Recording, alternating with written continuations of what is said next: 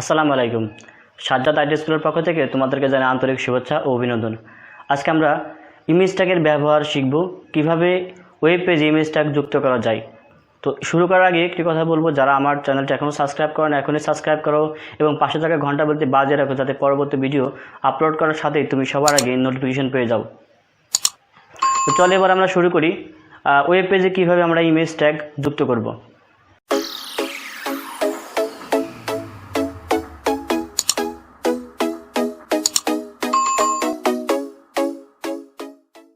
লক্ষ্য করো, আমি এখানে একটি ওয়েব পেজ লিখেছি বা ওয়েব পেজ দেখানোর চেষ্টা করেছি। দেখো এখানে লিখেছি গভর্নমেন্ট এইচএসএস কলেজ। এই যে বক্সটি দেখতে পাচ্ছ, আমি এটিকে দ্বারা বুঝিয়েছি যে এটি একটা ছবি। এই ছবির নাম হচ্ছে college.jpg। বোঝা গেছে? আর নিচে দেখো একটি লিখেছি স্টুডেন্ট ইনফরমেশন, নিচে একটা আন্ডারলাইন দিয়েছি। একটা বডি, পেজের বডি, উপরে আমি হেড অংশ দিয়েছি। এখানে যে ছবিটা, আমরা ছবিটা কিভাবে যুক্ত করব সেটি খেয়াল করো। তো ছবি যুক্ত করার আগে আমি এই ছবি সম্পর্কে একটু বলি যে ওয়েব পেজে ছবি যুক্ত করতে হলে পারে আমাদেরকে একটি সিনট্যাক্স লিখতে হবে। একটি সিনট্যাক্স দিলে কিন্তু ছবিটা ওয়েব পেজে প্রদর্শন হবে। লক্ষ্য করে এবার সিনট্যাক্স কি দেখো। ইমেজ যুক্ত করার সিনট্যাক্স হচ্ছে, প্রথমে আমরা ট্যাগ দিব। ইমেজ হচ্ছে একটি ট্যাগ। আমরা জানি যে ইমেজ ট্যাগ, এটির কিন্তু কোনো ক্লোজিং ট্যাগ নেই, শেষ ট্যাগ নেই। এটির একটি শুরুর ট্যাগই আছে, তার মানে এটি একটি এমটি ট্যাগ, যার কোনো ক্লোজিং ট্যাগ হয় না। তো ইমেজের পরে এসআরসি এর পুনর্বিত সোর্স, SOURC, সোর্সের সংক্ষিপ্ত আকারে লেখা হয় এখানে এসআরসি সোর্স, অর্থাৎ ছবি কোথা থেকে উৎস হবে অর্থাৎ আসবে, এটি দ্বারা সেটি বোঝানো হয়। এইটি হচ্ছে অ্যাট্রিবিউট সমান, আমি ডাবল কোটেশনের মাঝে আমি লিখেছি ইউআরএল অথবা ছবির নাম। এখন ইউআরএল বলতে কি বোঝাচ্ছি, ছবিটি কোন ডিরেক্টরিতে আছে সেইটি নির্ধারণ করা হয়। যদি ছবিটি থেকে থাকে কোনো একটা ওয়েবসাইটের ভিতরে কোনো একটি ফোল্ডারের মধ্যে, তো সেখানে কিন্তু সেই ওয়েবসাইটের নাম প্লাস সেই ফোল্ডারের নাম লিখতে হবে। যদি এটি না হয়ে থাকে, যদি সরাসরি ছবিটি মানে সিম্পলি থাকে, কোনো ডিরেক্টরিতে না থাকে, সেই ক্ষেত্রে আমরা শুধু ছবির নামটাই বসাবো। তো দেখো, যদি ডিরেক্টরিতে থাকে তাহলে আমি কী লিখব। ডিরেক্টরি থাকলে আমি লিখব হচ্ছে, ধরে নিলাম বিডিজবসের ওয়েবসাইটে একটি ছবি আছে, সেই ছবিটি আমার এখানে প্রদর্শিত হবে। আমি এখানে লিখব বিডিজবস, এবার স্লাইড দেব। এই যে বিডিজবস, এই বিডিজবসের কোন ফোল্ডারের মধ্যে বা কোন ডিরেক্টরিতে ছবিটি আছে সেই ফোল্ডার আমি এখানে লিখব। ধরলাম ইমেজ নামে একটি ফোল্ডার আছে, ইমেজ, আমি সেই ইমেজ নামের ফোল্ডারটি লিখব। ওকে, এবার কি করব, এবার ছবিটির যে নামটি আছে আমি এখানে স্লাইড দিয়ে সেই ছবিটির নাম দেব। ধরি ছবিটির নাম এখানে, আমি এখানে লিখি, নিচে লিখি ছবিটির নাম photo.jpg। ওকে, তো লক্ষ্য করো, এই দেখো ছবিটির নাম কিন্তু photo.jpg। এখন এই যে photo.jpg, এই photo.jpg কোন ফোল্ডারে আছে বা কোন ডিরেক্টরি আছে সেটি দ্বারা দেখো বোঝাচ্ছে যে বিডিজবসের যে ওয়েবসাইট, সেই ওয়েবসাইটের মধ্যে আরেকটি ফোল্ডার আছে, ওই ফোল্ডারের মধ্যে ছবিটি আছে।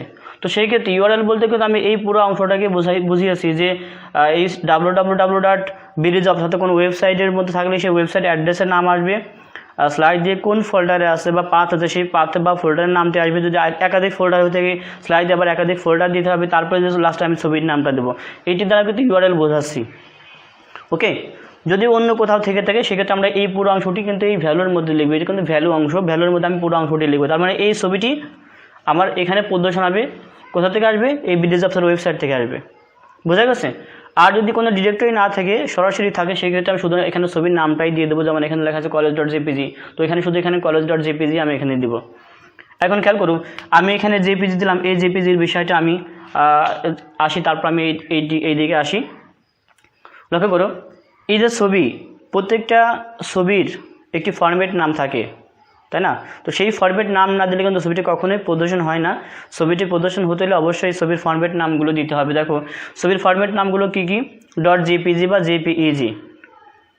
ওকে, দেখো এই যে প্রত্যেকটা ছবির নামের পর .jpg বা jpeg, png, .svg, .webp, .bmp, .gif, এই যে ছবির ফরম্যাট নাম, এই নামগুলো তো ছবির নামের পরে কিন্তু যে কোনো ছবির ক্ষেত্রে কিন্তু এটি থাকবে, অবশ্যই থাকবে।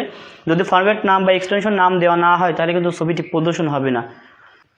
আবার আমি যদি এমএস ওয়ার্ডে লেখালেখি করি, এমএস ওয়ার্ডের ফাইল যদি সেভ করি, দেখবা যে .doc অথবা .docx লেখা আসবে, কারণ এটি হচ্ছে ওই ফরম্যাট নাম। এমএস ওয়ার্ডের ফরম্যাট নাম আছে ডিওসি বা ডিওসিএক্স। তো সেই ক্ষেত্রে দেখো প্রত্যেকটা ছবির একটা ফরম্যাট নাম থাকে, সেই ফরম্যাট নাম অবশ্যই আমরা ব্যবহার করব। ওকে, যদি প্রশ্নে দেওয়া থাকে ফরম্যাট নাম আমরা সেটাই ব্যবহার করবো, যদি প্রশ্নে দেওয়া না থাকে সেই ক্ষেত্রে আমরা এখানে যে কোনো একটি ইউজ করতে পারি। দেখো জেপিজির পূর্ণরূপ joint photographic experts group, JPG বা জেপিজি, যদি জেপিজি হয় তাহলে এক্সপার্টই থাকবে না, জেপিজি হলে এটি থাকবে। পিএনজি দেখো লেখা আছে এখানে পোর্টেবল নেটওয়ার্ক গ্রাফিক্স, এখানে বানানটা ধরে না, গ্রাফিক্স GRAPHICS আছে এখানে। SVG দেখো আমি SVGর পূর্ণরূপ লিখেছি, WB লিখেছি। BMP দেখো বিটপার্ট ইমেজ ফাইল, GFAটা দেখো গ্রাফিক্স ইন্টারচেঞ্জ ফরম্যাট। এই যে প্রত্যেকটা ছবির ফরম্যাট নাম, এই ফরম্যাট নাম কিন্তু অবশ্যই আমরা কিন্তু ব্যবহার করব। অনেক সময় ঠিকই আসে যে নিচের কোনটি ছবির ফরম্যাট নাম, তো এখান থেকে একটা দিয়ে দিতে পারে, আর অন্য যে কোনো আরও 3টা দিতে পারে। আসতে পারে যে BMP এর পূর্ণরূপ কী, তো এই জিনিসটা ভালো করে খেয়াল করবে। প্রত্যেকটা ছবির একটি ফরম্যাট নাম থাকবে কিন্তু অবশ্যই থাকবে। এইগুলো হচ্ছে সেই ছবির ফরম্যাট নাম বা এক্সটেনশন নাম। এবার খেয়াল করো, আমি এবার আসলাম ইউআরএল। দেখো আমি এখানে একটি ইউআরএল লিখেছিলাম, বললাম ইউআরএলের অংশটি বর্ণনা দিয়েছি। দেখো এইটি হচ্ছে পুরো একটি সিনট্যাক্স, এই সিনট্যাক্সটা দিলেই কিন্তু ছবিটি প্রদর্শন হবে বা ছবিটি ওয়েব পেজে দেখা যাবে। এই ইমেজের কোনো ক্লোজিং ট্যাগ নেই। এখন কথা হচ্ছে যে যদি শুধু সিম্পলি থাকে আমরা কিন্তু এতটুকু ইউজ করব। প্রথমে ইমেজ দেবো, সোর্স দেবো, SRC দেবো এবং এখানে ছবির নাম দেবো, ব্যাস ওকে, আমার ছবিটা কিন্তু প্রদর্শন হবে। ছবির যেভাবে নাম থাকবে ঠিক আমরা সেভাবেই লিখবো। যেখানে বড় হাতের অক্ষর সেখানে বড় হাতে দেবো, যেখানে ছোট হাতের অক্ষর সেখানে ছোট হাতের ইউজ করবো, কখনোই উল্টাপাল্টা এখানে ইউজ করবো না। যদি আমি এখানে ছবির নামটা একটু এলোমেলো করি কখনোই ছবিটি কিন্তু প্রদর্শন হবে না বা ছবিটা কিন্তু খুঁজে পাবে না। বুঝা গেছে? এবার লক্ষ্য করো, যদি ছবির সাইজ এবং অন্যান্য তথ্য নির্ধারণ করতে বলে সেই ক্ষেত্রে আমি কী করবো? মনে করো এই ছবির সাইজ বলে দিল যে 240 বা 180 পিক্সেল, সাধারণত ছবি পিক্সেল হিসাব করা হয়, নির্ধারণ করা হয়। তো 240 বা 180 পিক্সেল যখনই বলবে, হাইট ওয়াইট যখন বলে দেবো তখন কি করতে হবে? আরও এর সঙ্গে আরও আদার্স জিনিস বলতে পারে। সেই ক্ষেত্রে লক্ষ্য করো, প্রথমে আমরা ছবির যে ট্যাগ আছে আমি সেই ট্যাগটি লিখবো ইমেজ, এরপরে SRC সোর্স অর্থাৎ অ্যাট্রিবিউট, এটা আমি সবসময় দিন ইউজ করব। খেয়াল রাখবা যে কোনো ছবির দিতে গেলে আমার কিন্তু ইমেজ সোর্স এইটুক লাগবেই। ছবির জন্য মনে রাখতে হবে ছবির সিনট্যাক্স হচ্ছে ইমেজ ট্যাগ, সোর্স হচ্ছে অ্যাট্রিবিউট এবং ভ্যালু হতে পারবে ছবির নাম বা ইউআরএল অংশ। এখন বললাম কি যে যদি ছবিটির বিভিন্ন অংশের কাজ বলে বা ছবিটি সাইজ উল্লেখ করে দেয় বা ছবির সাথে বর্ডার দেয় বা ছবির সাথে ছবির উপরে এবং নিচে যে লেখা সেই লেখা যদি উপর নিচে থেকে একটু দূরে সরাইতে বলে, ডানে বামের লেখা যদি একটু দূরে সরাইতে বলে, সেই ক্ষেত্রে কী কী অ্যাট্রিবিউট এবং কী কী ভ্যালু যুক্ত করতে হবে লক্ষ্য করো। ছবির হাইট এবং ওয়াইড, বোঝা গেছে? হাইট এবং ওয়াইড, তো আমরা প্রথমে ওয়াইড উল্লেখ করব অর্থাৎ প্রশস্তটা উল্লেখ করব, চড়াটা উল্লেখ করবো। দেখো ওয়াইড আমরা লিখবো, ওয়াইড কত? যদি বলে 280 আমি এখানে 280 লিখব। ওকে, যদি বলে হাইট হবে 180 আমি এখানে 180 লিখব। যেটি চাবে প্রশ্নে আমি কিন্তু সেইটিই লিখবো, হাইট এবং ওয়াইড। বোঝা গেছে? এরপরে খেয়াল করো, যদি হাইট ওয়াইড শুধুমাত্র হাইট ওয়াইড থাকে তাহলে আমি কিন্তু গেটার দেন আমি এখানে শেষ করব। লক্ষ্য রাখবে যদি হাইট ওয়াইড শুধু হাইট ওয়াইড উল্লেখ করো সেক্ষেত্রে আমি কিন্তু এখানে গেটার দেন শেষ করবো। কিন্তু যদি আরও অ্যাট্রিবিউট ভ্যালুর কথা উল্লেখ থাকে, ছবিটি যদি দেখো আমি লিখছি ভি স্পেস মানে ভার্টিক্যাল স্পেস, ভার্টিক্যাল মানে উপর নিচে, যদি লেখার উপর নিচের স্পেসটা দূরে এবং বাইরে কমাইতে বলে, অর্থাৎ মনে করে এই ছবিটি আছে এখানে, ছবির এই দিকে জায়গা রাখতে বলছে, এদিকে জায়গা রাখতে বলছে, সেই ক্ষেত্রে আমি কি করতে পারি? এই VSS মানে ভার্টিক্যাল স্পেস উপর নিচে, আমি এখানে ভার্টিক্যাল স্পেস যদি 10 দিয়ে দিলাম, এই লেখাটির 10 অর্থাৎ এই লেখাটি থেকে এই লেখাটির মাঝখানে স্পেসটা একটু বাড়বে কমবে। আমি এই জিনিসটা কিন্তু প্র্যাকটিক্যাল ভালো করে দেখাবো, তোমরা প্র্যাকটিক্যাল না দেখে কিন্তু কখনোই বের হবে না। খেয়াল করো, এই স্পেস মানে হরিজন্টাল যে স্পেসটা অর্থাৎ ডানে বামে সরানোর জন্য যে স্পেসটা সেটা কিন্তু হরিজন্টাল স্পেস বলা হয়। আমি ছবিটা এইদিকে জায়গা রাখতে চাচ্ছি, এইদিকে জায়গা রাখতে চাচ্ছি, তার মানে আমার এই এরিয়ার মধ্যে কিন্তু কোনো লেখা হবে না। আমি এই জিনিসটা আরও ভালো করে বোঝাবো। তো আমি এখানে সেই জিনিসটা উল্লেখ করবো, এখানে 10 উল্লেখ করি, এখানে 12 উল্লেখ করবি, তাহলে কিন্তু আমার 10 বা 12 এর আওতায় কোনো লেখা হবে না। আমি জিনিসটা ভালো করে তোমাদেরকে বোঝাবো প্র্যাকটিক্যালে, যে তখন বুঝতে পারবে। এবার দেখো অল্টার, ALT, আমরা অল্টার অ্যাট্রিবিউট কখন ইউজ করি এবং এর ভ্যালু হিসেবে কি ইউজ করি? এখন দেখো অল্টার ইউজ করি আমরা তখনই, অর্থাৎ ব্রাউজার যদি কোনো কারণে এই ছবিটি প্রদর্শন করতে ব্যর্থ হয় বা মিস করে, সেই ক্ষেত্রে অল্টার অ্যাট্রিবিউট বলে দেয় যে ব্রাউজার কি মিস করেছে। কী মিস করেছে সেটি বলে দেয় এবং এখানে ভ্যালু হিসেবে আমি যে কথাটি লিখে দেবো আমার ফলাফলে যে ছবি না এসে সেই কথাটি কিন্তু এখানে প্রদর্শন হবে। এই জন্য কিন্তু আমরা অল্টার অ্যাট্রিবিউট ব্যবহার করে থাকি এবং এখানে ভ্যালু হিসেবে যে কোনো একটা নাম আমরা লিখে থাকি। ওকে, আশা করি আমরা বুঝতে পারছি অল্টার অ্যাট্রিবিউট কখন ব্যবহার করি। এবার লক্ষ্য করে এখানে বর্ডার লিখেছি, বর্ডার অ্যাট্রিবিউট, তাই না? এখন বর্ডার বলতে বোঝাচ্ছে এই ছবির চারপাশে আমি যদি বর্ডার দিতে চাই, মনে করো ছবির চারপাশে বর্ডার দিতে চাই, সেই ক্ষেত্রে আমরা বর্ডার অ্যাট্রিবিউট দিব। এখানে ইউজ করবে কি, কত বর্ডার দিতে যাচ্ছি, 2 3 4 5 বা সংখ্যা, যে কোনো সংখ্যা আমরা এখানে উল্লেখ করবো ভ্যালুর মধ্যে। এবার লক্ষ্য করো টাইটেল, যদি ছবির কোনো টাইটেল ইউজ করতে চাই, দেখা গেলো আমি এই ছবিটি কি প্রদর্শন করতেছে বা কি বোঝাচ্ছে তার একটা শিরোনাম আমি দিতে চাচ্ছি, তো সেক্ষেত্রে টাইটেল ট্যাগ দিয়ে অ্যাট্রিবিউট দিয়ে ওখানে ভ্যালু হিসেবে দিব, সেটি আমার টাইটেল হিসেবে প্রদর্শন হবে, ছবির উপরে বা সাইডে আমার প্রদর্শন হবে। এটা হচ্ছে টাইটেলে গেল। এবার দেখো অ্যালাইন বলতে বোঝাচ্ছে যে এই ছবিটি কোথায় হবে, এই ওয়েব পেজের কোন জায়গায় দিয়ে ছবিটা নির্ধারণ করবো, ছবিটি থাকবে বামে থাকবে, মাঝখানে থাকবে নাকি ডানে থাকবে, তাই না? অনেক সময় দেখা যায় ছবিটি ডান পাশে আছে বা মাঝখানে আছে, সেই ক্ষেত্রে আমরা কিন্তু অবশ্যই অ্যালাইন অ্যাট্রিবিউট ইউজ করব এবং ভ্যালু হিসেবে যদি সেন্টার হয় আমরা এখানে সেন্টার দেবো, ডান পাশে হলে আমরা এখানে রাইট দেবো। এরপরে গ্রেটার দেন দিয়ে আমরা কি করব, এটি শেষ করব। এটি হচ্ছে ইমেজের একটি সিনট্যাক্স। এই পুরো অংশটি আমি কিন্তু প্র্যাকটিক্যালি তোমাদেরকে দেখাবো। প্রথমে দেখো আমি এখন এই জিনিসটাই তোমাদের এই HTML কোড করে দেখাই, এরপর আমি এই অংশ দিয়ে করে দেখাবো। লক্ষ্য করো,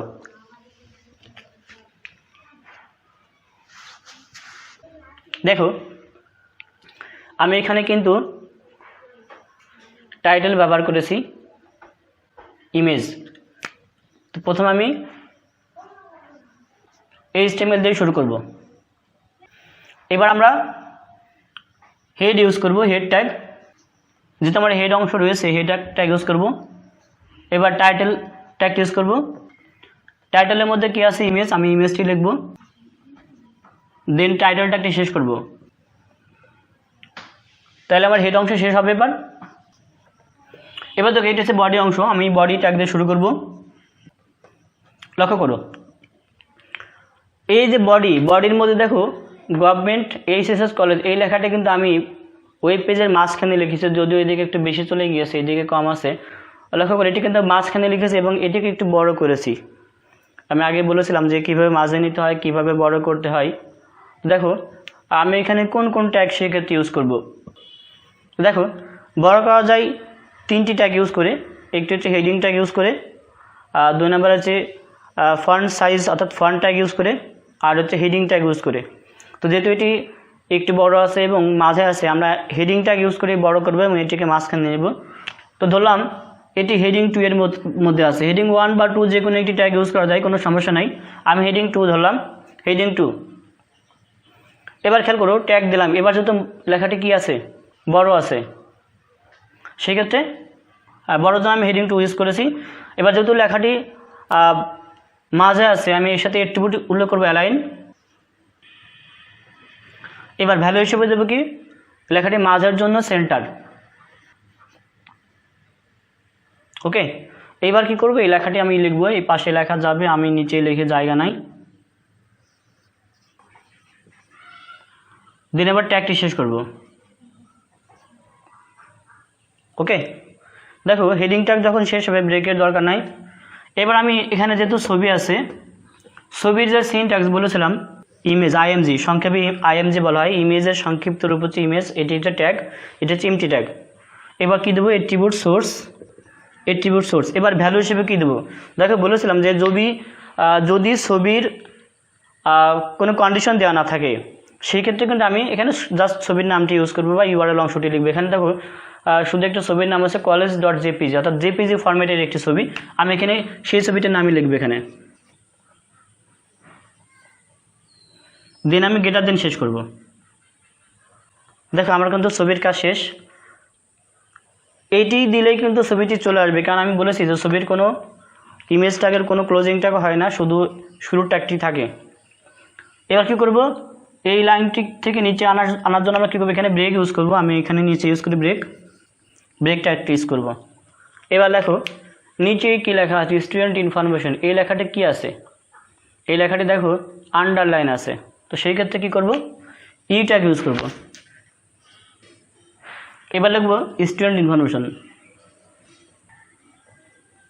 এবার ট্যাগটি শেষ করব। দেখো নিচে আর কোনো লেখা নাই, সেই ক্ষেত্রে এবার কী করব, বডি ট্যাগ দিয়ে শেষ করব। এবার HTML শেষ করব। একটা জিনিস লক্ষ্য করো, এই যে গভর্নমেন্ট এইচএসএস কলেজ, আমি এটি কিন্তু এখানে বোল্ড করেছি, বাট কিন্তু আমি এখানে কিন্তু বোল্ডের ট্যাগ ইউজ করিনি। যদি এটিকে বোল্ড করতে চাও বা আন্ডারলাইন করতে চাও, সেই ক্ষেত্রে আমরা কিন্তু এইখানে এই যে লেখা যে লিখেছি, এই লেখার আগে অর্থাৎ এই যে সিনট্যাক্সটি বসিয়েছি, অ্যালাইন করেছি, অ্যালাইনের পর আমি এখানে বোল্ড ইউজ করতে পারি, বি ট্যাগ, আবার এখানে শেষ করতে পারি বোল্ড, তাহলে এখানে ইউ ট্যাগ ইউজ করতে পারি, সমস্যা না। আমরা এই ট্যাগের মাঝে অর্থাৎ এই সিনট্যাক্সের পরে বোল্ড ইউজ করলে লেখাটি, এই লেখার শুরুতে বোল্ড ইউজ করবো, লেখাটি লেখার পর আবার বোল্ড ট্যাগ শেষ করবো, হেডিংটা শেষ করবো, তাহলে কিন্তু লেখাটি বোল্ড হবে। আমি এটি প্র্যাকটিক্যালি আরও ভালো করে আরও অনেক সুন্দর করে দেখাবো। আমি এখানে বোল্ড দিলাম না, আমি জাস্ট এটিকে সিম্পলি রাখলাম, কিন্তু প্র্যাকটিক্যালি আমি তোমাদেরকে বোল্ড, ইটালিক, আন্ডারলাইন সেইগুলো করে দেখাবো, আর এই ছবিটির কাজ আরও ভালো করে দেখাবো। এটি কিন্তু মূলত এই ওয়েবসাইট বা এই ওয়েব পেজের HTML কোড। এবার লক্ষ্য করো, আমি এবার আর একটু চেঞ্জ করে তোমাদেরকে দেখাই, যে বলেছিলাম যে যদি ছবির হাইট ওয়াইট উল্লেখ থাকে, সেই ক্ষেত্রে আমি কী কী ইউজ করব। মনে করো এই ছবিটা এখন মাঝখানে আছে, এই ছবিটা এখন মাঝে আছে, দেখো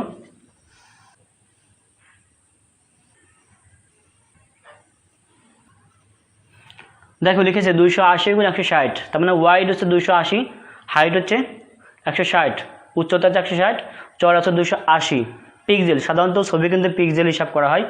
এই ছবিটি মনে করো কলেজের ওয়েবসাইটের মধ্যে আছে, আমি এখানে লিখে দিলাম ওয়েবসাইট অ্যাড্রেসের নাম।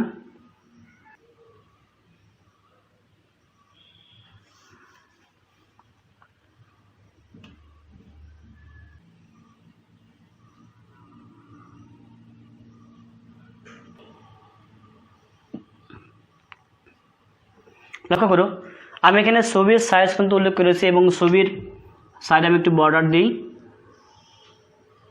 এটা মনে করো ছবির বর্ডার। তাহলে এখানে কয়টি কাজ করেছি, ছবির হাইট ওয়াইট বড় করেছি, ছবির একটি ডিরেক্টরি নাম দিয়েছি, অর্থাৎ এই ছবিটি কোথায় আছে, ছবিটির নাম কিন্তু banner.png, এই banner.png ছবিটির নাম, কিন্তু ছবিটি কোথায় আছে, এই ইমেজ নামে একটি ফোল্ডারের ভিতরে আছে। এই ফোল্ডারটি কোথায় আছে, এই ওয়েবসাইটের মধ্যে আছে। এইটি কিন্তু একটি URL, বোঝা গেছে। ছবির পেছনে তার পেছনে কিন্তু একটি বর্ডার দিয়েছি, লক্ষ্য করো। তাহলে আমি এখন এই ক্ষেত্রে কোন জায়গাটি পরিবর্তন করব, দেখো আমি এই ক্ষেত্রে, সেই ক্ষেত্রে আমি এটা চেঞ্জ করবো, হচ্ছে ছবির এখানে আমি এখানে চেঞ্জ করব। ভালো করে লক্ষ্য করবা, উপরে ঠিক থাকবে, উপরে যেটি আছে সেটি ঠিক থাকবে, শুধুমাত্র ইমেজ সোর্স এই যে ভ্যালু, এই ভ্যালুটা এখন চেঞ্জ হবে, কারণ ভ্যালুতে কিন্তু একটি URL আছে। সেই ক্ষেত্রে আমি কী করবো, এখানে প্রথমে দেবো HTTP, যেহেতু একটি ওয়েবসাইট সেহেতু আমরা কী করবো, HTTP দিয়ে শুরু করব। এবার এখানে যে অ্যাড্রেসটা লেখা আছে আমি লিখব, আমি এবার এটিকে মুছে দিই,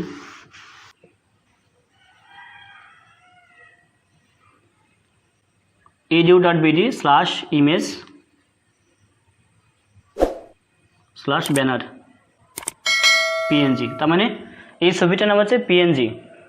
ওকে, ছবিটা আছে কোথায়, এই ফোল্ডারে, এই ফোল্ডারটা আছে কোথায়, এই ওয়েবসাইটের মধ্যে। দেখো তাহলে একটি URL এখানে বসবে। যদি এখানে URLটি না থাকতো, যদি সরাসরি শুধু ছবির নাম থাকতো, আমি এই পুরো অংশটি না দিয়ে শুধু এই ছবির নামটি কিন্তু এখানে বসাতাম, বোঝা গেছে। আমি এখানে কোটেশনটি শেষ করব, তার মানে আবার একটি ভ্যালু দিলাম। এবার হচ্ছে আরেকটি অ্যাট্রিবিউট দিব, সেটি হচ্ছে, লক্ষ্য করো পরবর্তী যে অ্যাট্রিবিউট বা যেটি বলবে, ছবিটির হাইট ওয়াইট আছে, আমরা প্রথমে ওয়াইড দেব, ওয়াইড অ্যাট্রিবিউট।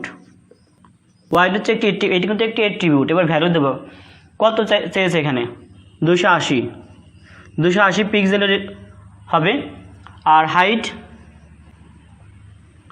আছে 160, বোঝা গেছে। দেখো বর্ডার চেয়েছে, এখানে বর্ডার দেবো, যদি বর্ডার না চেয়ে তো আমি কিন্তু এখানে শেষ করতাম, বোঝা গেছে। যেহেতু বর্ডার চেয়েছে আমি এখানে শেষ না করে আবার বর্ডারটি দেব, বর্ডার অ্যাট্রিবিউট। বর্ডার কত আছে আমি এখানে দিই 10, জাস্ট আনুমানিক আমি দিলাম, বড় যেহেতু বলা নাই।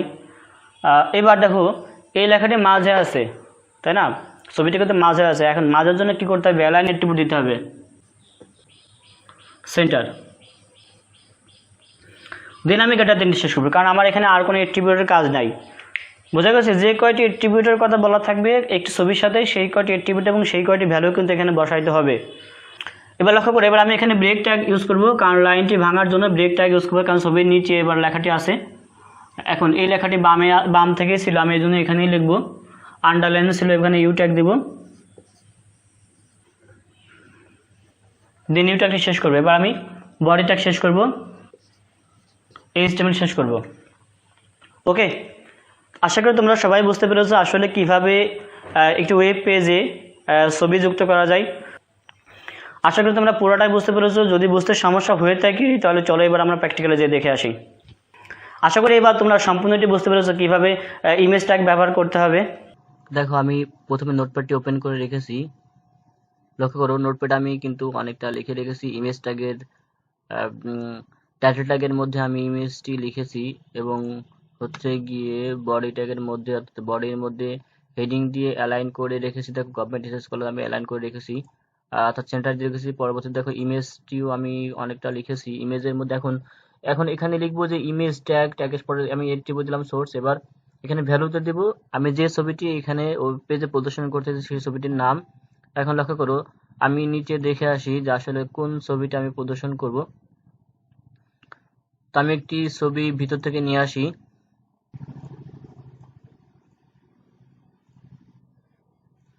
লক্ষ্য করো এখানে দেখো একটি ছবি দেখা যাচ্ছে, ফটো -2। এই ছবিটি চাচ্ছি আমি এখানে ওয়েব পেজে প্রদর্শন করতে। এখন এই ছবিটির নাম আমি এখানে কিন্তু ভ্যালুতে লিখবো ফটো -2। এখন খেয়াল করো ফটোর পি কিন্তু বড় হাতের ছিল, ঠিক আমি কিন্তু সেভাবে লিখব। এবার ডট এক্সটেনশন নাম বা ফরম্যাট নাম দেবে। এবার ছবিটি দেখে আসি ছবিটির ফরম্যাট নামটা কি। আমি রাইট বাটনে ক্লিক করব, করে দেখি এক্সটেনশন নামটা কি সেটা আমি লক্ষ্য করে আসি। দেখো এটা হচ্ছে ডট পিএনজি ফরম্যাটের ছবি, তো আমি এখানে ডট পিএনজি দিব, ডট পিএনজি। দেন আমি গ্রেটার দেন শেষ করব। এবার এখানে একটি ব্রেক ট্যাগ ইউজ করব।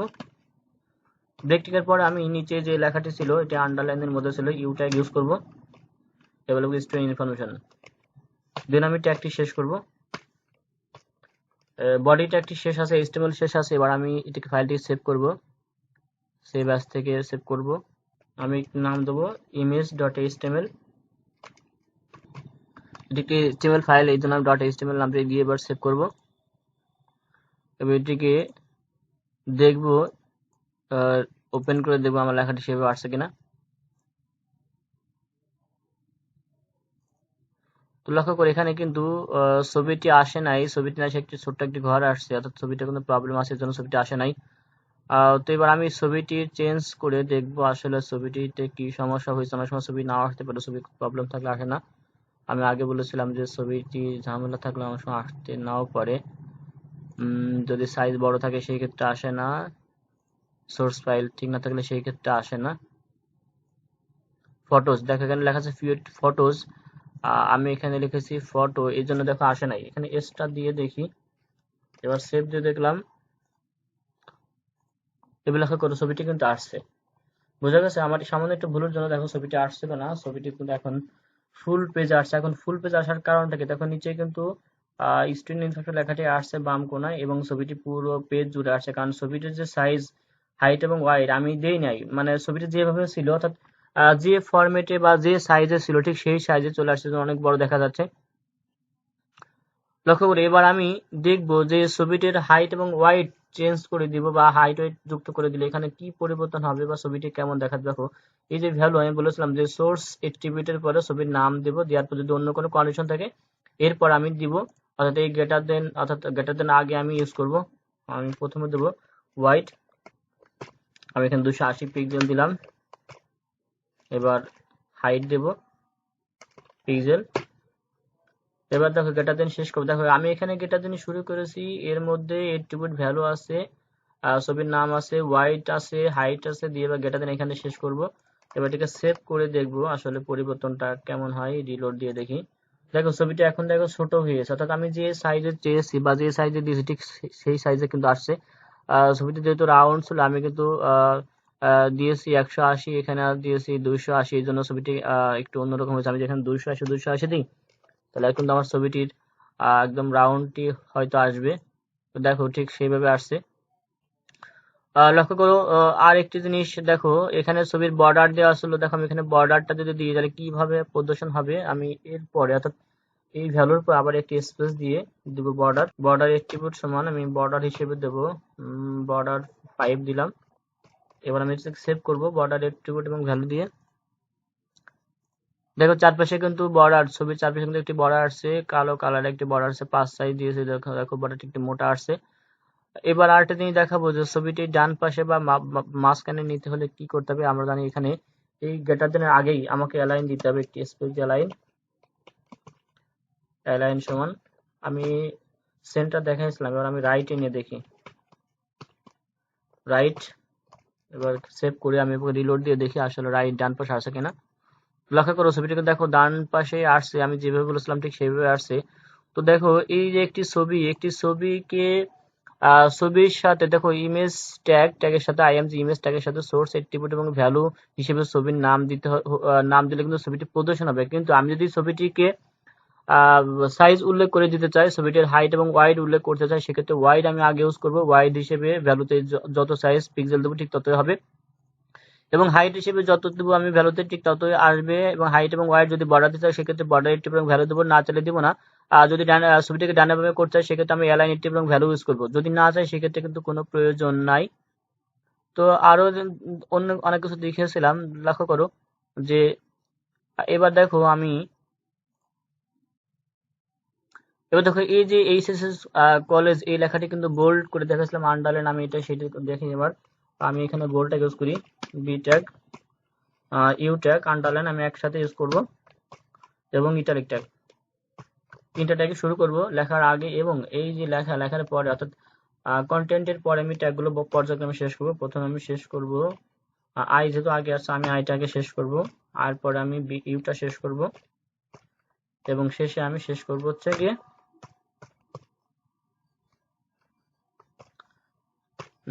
বি ট্যাগটি শেষ করব। এবার এটাকে সেভ দিয়ে রিলোড দিয়ে দেখি আমার ফলাফলটি কেমন আসে। দেখো এই লেখাটি কিন্তু আন্ডারলাইন বোল্ড ইটালিক সবই আসছে। এবার যদি লেখাটিকে একটু বড় করতে চাই তার মানে হেডিং 1 দিলে লেখাটি একটু বড় হবে, S1, এখানে আমাকে S1 দিতে হবে। দেখো এটাকে আমি রিলোড দিয়ে দেখি, খেয়াল করবা যে লেখাটি দেখো বড় হবে। দেখো এই লেখাটি আগের থেকে একটু বড় হয়েছে, স্টুডেন্ট ইনফরমেশন যেখানে ছিল ঠিক সেইভাবে আসছে, কিন্তু আন্ডারলাইনে আসছে। আশা করি তোমরা পুরোটাই বুঝতে পেরেছো। এই ছিল আজকের ক্লাস।